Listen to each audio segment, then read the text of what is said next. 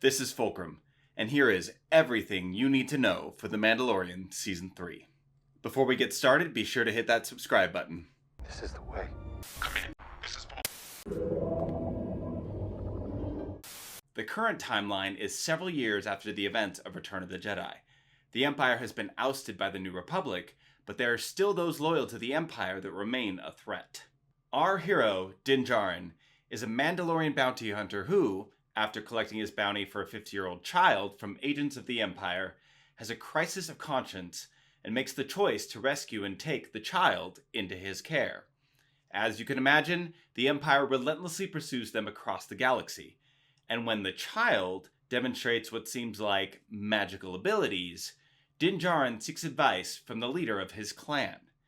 The armorer tells him about the sorcerers known as Jedi, and tasks Din Djarin with returning him to his people, which is no small task since the few who survived Order 66 were driven into hiding. You expect me to search the galaxy for the home of this creature and deliver it to a race of enemy sorcerers? This is the way. In his search for a Jedi, Din Djarin encounters a group of Mandalorians led by Bo-Katan, and we learn that the clan who raised him as a foundling are actually an extremist cult. Having been rescued and raised in that clan, Din rejects this information. Bo-Katan also tells Din where he can find Ahsoka Tano, former Jedi and Padawan to Anakin Skywalker. Take the Foundling to the city of Kaladin on the forest planet of Corvus. There you will find Ahsoka Tano. Tell her you were sent by Bo-Katan. Din finds Ahsoka, who is able to connect with the child through the Force. We learn that his name is Grogu, and he was a youngling at the Jedi Temple during Order 66, and has hidden his abilities since that time in order to survive. Ahsoka refuses to train Grogu, but directs Din to Tython with instructions on how to help the child reach out to any remaining Jedi through the Force. Go to the planet Tython. There you will find the ancient ruins of a temple that has a strong connection to the Force. Place Grogu on the Seeing Stone at the top of the mountain. Then what? Then Grogu may choose his path. On Tython, Grogu and Din are attacked by the Empire. They receive some unexpected backup from Boba Fett and Fennec Shand, who have been tracking Din since he recovered Boba's Mandalorian armor earlier in his quest. Unfortunately, Grogu is captured by the Empire's forces and turned over to Moff Gideon, who wants to use his blood for cloning experiments. Din teams up with Boba and Fennec, and they enlist the aid of Bo-Katan Kryze and her crew under the condition that Bo-Katan is the one to confront Moff Gideon. Unfortunately, when he finds Grogu, Din is attacked by Moff Gideon, and in winning that duel becomes the rightful wielder of the Darksaber. When he brings Gideon to Bo-Katan, we learn that in order for her to lay claim to the Mandalorian throne, she must win it in a duel, which complicates things. In order for her to wield the Darksaber again, she would need to defeat you in combat. He's right. Before they are able to resolve the issue, the rescue team comes under siege from Dark Troopers. They are rescued by Luke Skywalker himself, who had felt Grogu's call to the Force. Before Grogu leaves with Luke to train as a Jedi, Din Djarin is moved to break a cardinal rule of his clan and removes his helmet to say goodbye. While they are separated, Grogu and Din struggle with their respective paths. While training as a Jedi, Grogu is unable to let go of his emotional attachment to the man who saved him, and when pressed to choose, returns to Din. Meanwhile, Din Djarin struggles to wield the Darksaber, and is challenged for it by Paz Vizsla, an ancestor of its creator.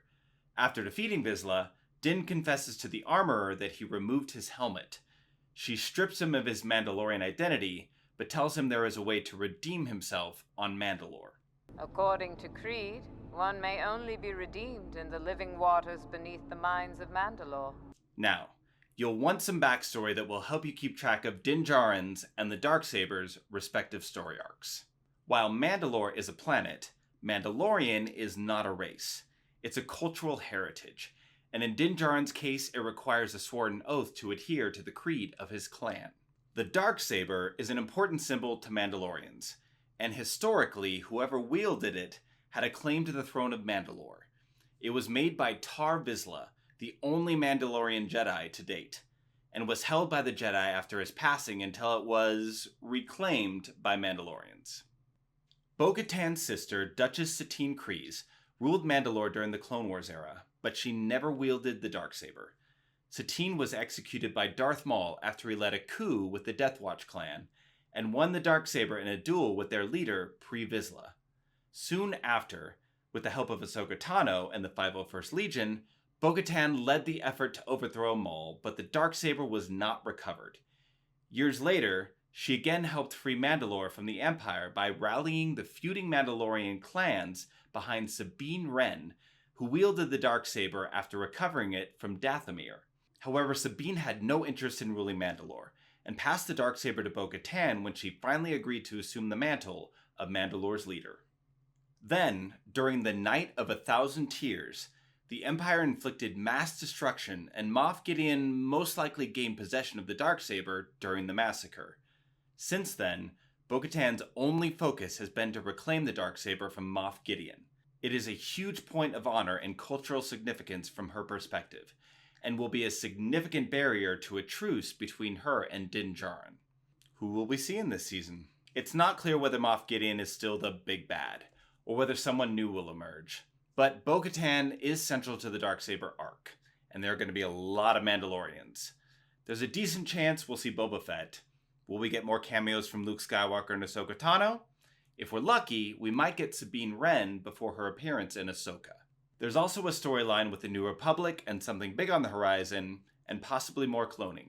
The only thing we can say for sure is, this is the way. This is the way. Thank you for joining me, and don't forget to subscribe. You can also join me every Wednesday at 5 p.m. Pacific for the Secret Transmissions podcast, where we'll talk about this show and more. It's been a pleasure. Fulcrum out.